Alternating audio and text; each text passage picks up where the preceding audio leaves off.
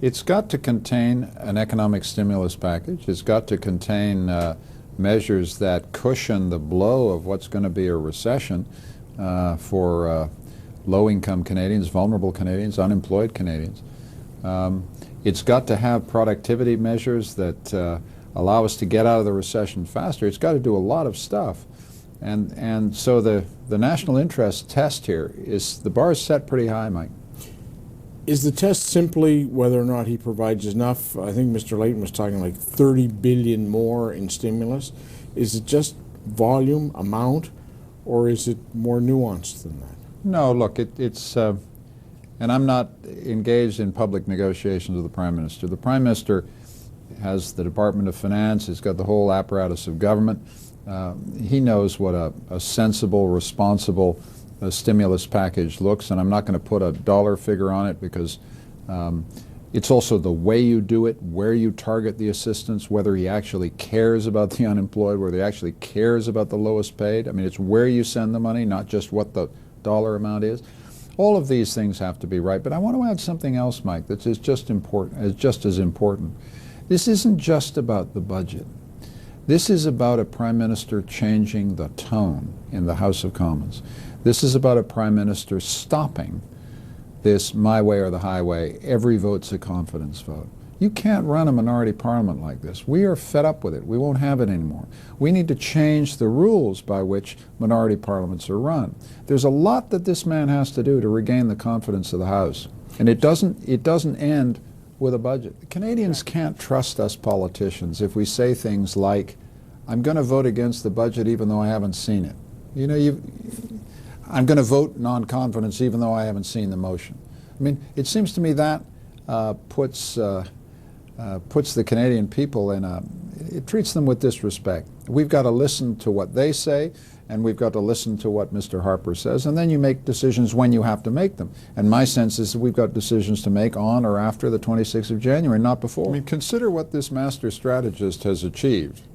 A parliamentary crisis that could have been avoided if he'd had a decent autumn statement, a national unity crisis when he stirred up one section of the country against another, and then he's produced situations in which the Liberal Party, faced with this challenge, came together and produced a leader.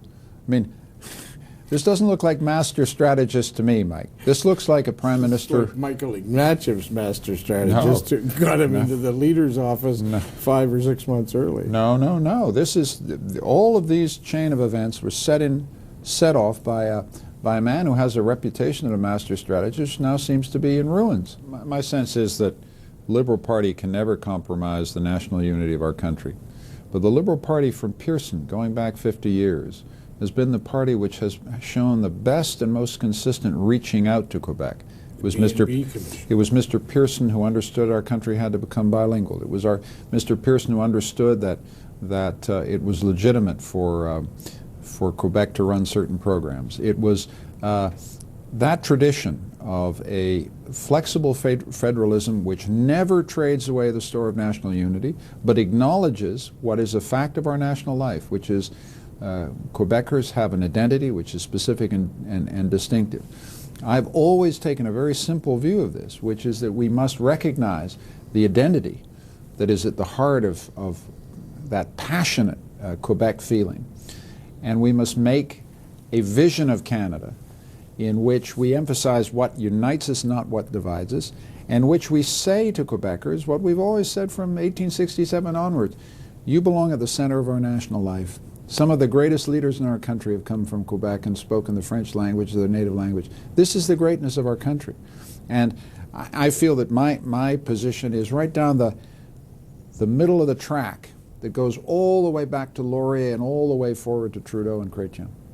Absolutely, and it's tremendously important for the Liberal Party, just on the point about the West.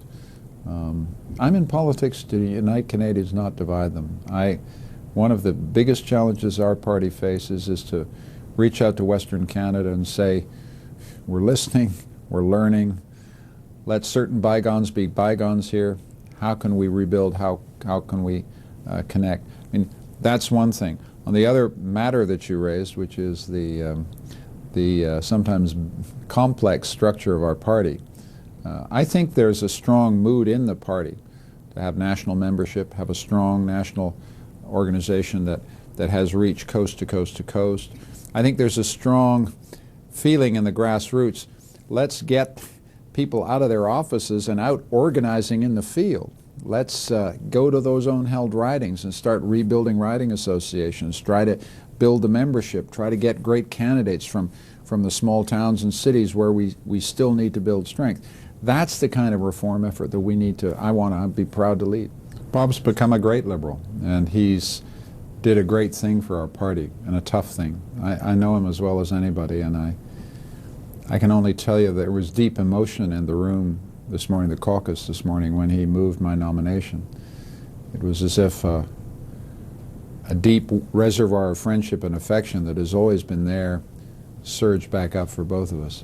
He did a great thing for the party, a very difficult thing. It's very hard for an ambitious man who's had a long and very successful career in public life to put aside his personal ambitions and decide to do something that's good for the party. This is good for the party, and he knew it, and he did it, and all credit to him. And I'm hoping in the months and years ahead to work absolutely like this with Bob, because he's a man of extraordinary ability, capacity, cool political judgment, experience, unbelievable sense of humor, and the humor is a form of political wisdom.